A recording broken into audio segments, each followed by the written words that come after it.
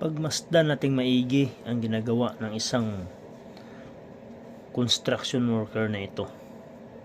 Kung titingnan natin, mukhang nakakatawa talaga ang mga pinagagawa niya.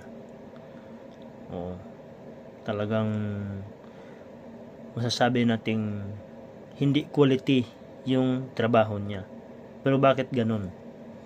Dahil siya po ay nag-aaral magpalitada. At dapat lang sa isang manggagawa o sa mga construction worker, nararapat lang na ikaw ay mag-aral, wag lang puro sa labor.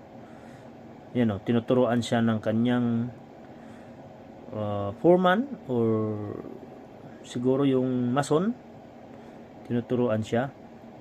So dapat ganun talaga yung gagawin natin, lalo na sa mga skill dyan, na huwag madamot i-share yung mga kaalaman doon sa mga labor, para naman ay darating ang araw na sila naman ay matuto.